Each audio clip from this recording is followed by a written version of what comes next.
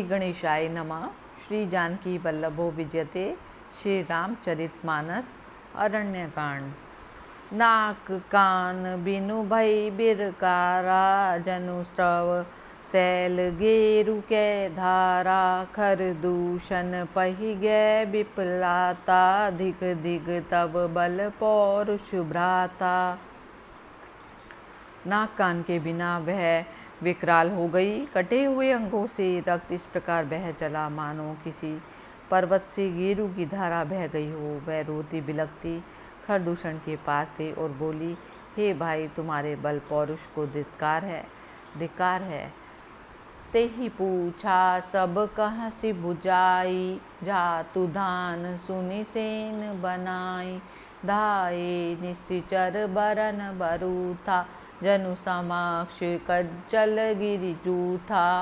खरदूषण के पूछने पर सुपर्णखा ने सब समझाकर कहा। उसे सुनकर राक्षसों ने अपनी सेना तैयार की। झुंड के झुंड राक्षस दौड़े, मानो काजल के पंखधारी पर्वतों के झुंड उड़ चले हों। नाना वाहन नाना कारा, नाना युध धर घोर अपारा। सुपर्णखा आगे करि लीनी, अशुभ रूप श्रुति नासाहीनी। वे अनेक प्रकार की सवारियों पर अनेक आकार सूरतों के हैं। वे अपार हैं और अनेक प्रकार के अनगित भयानक अस्त्र शस्त्र धारण किए हुए हैं। उन्होंने नाक कान रहित अमंगल रूपिणी सुपर्णखा को आगे कर लिया। अस गुण अमित होई भयकारी, गनहि मृत्यु विभस सब झारी। गर जहि तर जहि गगन उड़ाई, देखी कटुक भट अति हर्षाई। उस समय उन्हें अनगित भयानक अपशगुन हो रहे थे, परंतु मृत्यु के वश में होने के कारण सब उन्हें कुछ गिनते नहीं पड़े। वे राक्षस गरजते हैं, ललकारते हैं और आकाश में उड़ते हैं।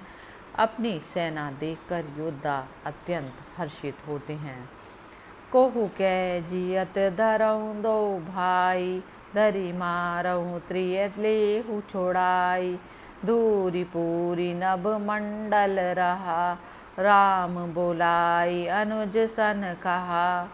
कोई कहता है कि दोनों भाइयों को जीवित ही पकड़ लो, कोई कहता है उन्हें पकड़कर मार डालो और उनकी स्त्री को छुड़ा लो। उस समय नभमंडल धूल से छा गया। तब श्री रामचंद्र जी ने लक्ष्मण जी को बुलाकर कहा, ले जान कहीं जाओ गिरि कंदर, आवा निश्चर कटुक भयंकर। रह्यो सजग सुनि प्रभु कई बानी, चले सहित श्री सर धनु पानी। राक्षसों की भयंकर सेना आ गई।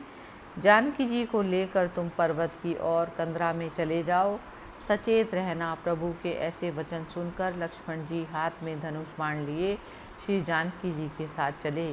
देखी राम रिपुदल चली आवा, बेहसी कठिन को दंड चढ़ावा। शत्रुओं की सेना आ पहुंची। यह देखकर श्री रामचंद्र जी ने हंसकर अपने प्रचंड धनुष को चढ़ाया। को दंड कठिन चढ़ाई, सिर जट जूट बांधत सो क्यों। मरकत सयल पर लरत दामिनी, कोटि सो जुग भुजग ज्यों।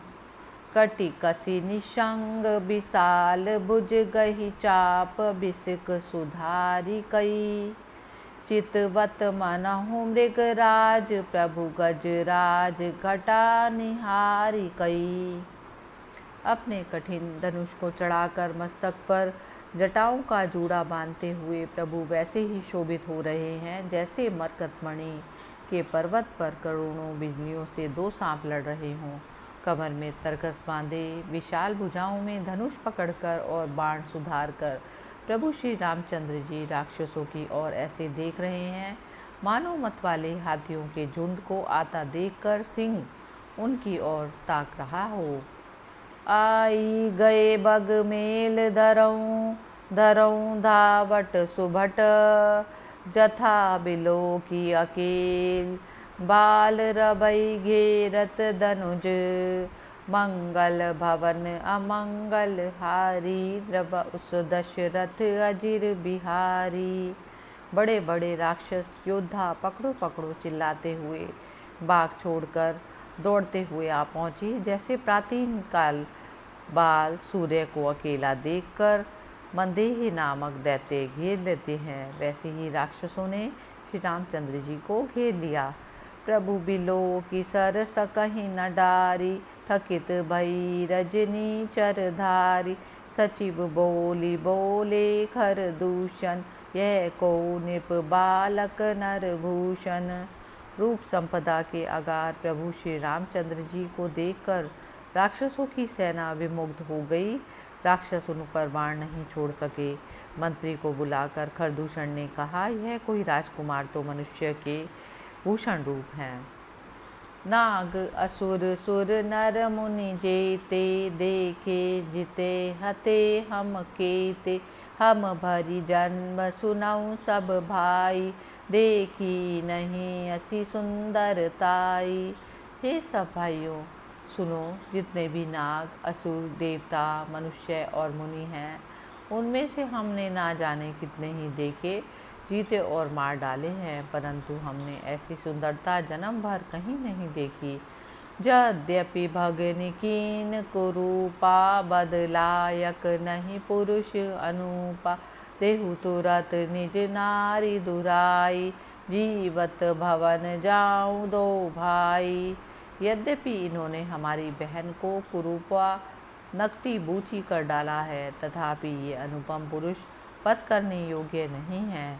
अपनी उस स्त्री को हमें तुरंत सौंप दो जिसे तुमने छिपा रखा है, और दोनों भाई जीते जी घर लौट जाओ।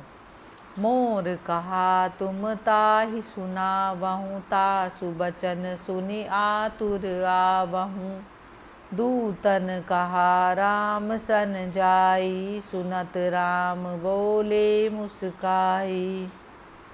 उसे तुम जाकर मेरा यह कथन सुनाओ और उसका उत्तर सुनकर शीघ्र लौट आओ। दूतों ने जाकर यह संदेश श्री रामचंद्र जी से कहा। सुनते ही श्री रामचंद्र जी मुस्कुराकर बोले, हम क्षत्रिय मृगा बन करहीं, तुमसे खल मृग खोजत फिरहीं। रिपु बलवंत देखी नहीं डरहीं, एक बार कालौ सन लरहीं। हम क्षत्रिय हैं, जंगलों में शिकार करते हैं और तुम्हारे जैसे दुष्ट पशुओं को तो ढूंढते ही फिरते रहते हैं। हम शत्रुओं को बलवान देखकर नहीं डरते, एक बार तो हम काल से भी युद्ध कर सकते हैं। यद्यपि मनुज धनुज कुल घालक, मुनि पालक खल सालक बालक। जो न होई बल ग्रह फिरी जाहू, समर विमुख मैं हतऊ न काहू। यद्यपि हम मनुष्य हैं, फिर भी दैत्य कुल के नाशक और मुनियों के पालक हैं। हम बालक हैं सही, परंतु है दुष्टों को दंड देने वाले। यदि तुम में शक्ति ना हो तो घर जाओ। मैं ऐसे किसी भी व्यक्ति को नहीं मारता जो युद्ध भूमि से भाग खड़ा हुआ हो। रन चढ़ी करई कपट चतुराई, रिपु पर कृपा परम कदराई। दूतन जाय तुरत सब कयऊँ, सुनि खर दूषण उर अति दयऊँ। रण में चढ़कर जाकर कपट चतुराई करना या शत्रु पर दया करना तो नितांत कायरता है। दूतों ने जाकर तुरंत सब बातें कहीं, जिन्हें सुनते ही खरदूषण का हृदय क्रोधाग्नि में बिल्कुल जल उठा। उर देयहूँ कयहूँ की तरहूँ, दाय बिकट भट रजनी चरा। सर चाप तोमर शक्ति शूल, कृपाल परिघ परु सुधरा। प्रभु कीन धनुष टकोर, प्रथम कठोर घोर भयावहा। भय बधिर व्याकुल जातु धान, न ज्ञान तेहि अवसर रहा। खरदूषण का हृदय जल उठा। उन्होंने अपने पक्षों के वीरों से कहा, पकड़ लो। यह सुनते ही निशाचरों के भयानक योद्धागण धनुष बाण तोमर शक्ति शूल कृपाण परिघ और फरसा लेकर दौड़ पड़े। प्रभु श्री रामचंद्र जी ने पहले धनुष का बड़ा कठोर घोर और भयंकर टंकार किया, जिसे सुनते ही राक्षस बहरे और व्याकुल हो गए। उस समय उन्हें कुछ भी ज्ञान ना रहा। सावधान होई धाये, जानि सबल आरती। लागे बरसन राम पर, अस्त्र शस्त्र बहु भांति। तिनके आयुध तिल समा, करि काटे रघुबीर। तानि सरासन श्रवण लगी, पुनि छाड़े निज तीर। मंगल भवन अमंगल हारी, द्रवहु सो दशरथ अजिर बिहारी।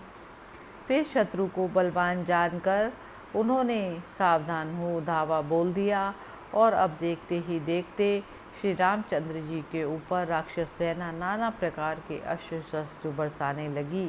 श्री रघुवीर जी ने उनके हथियारों को काट कर तीर के समान चूर्ण विचूर्ण कर डाला। फिर उन्होंने धनुष को कान तक तान कर अपने बाण छोड़े। जय सिया राम।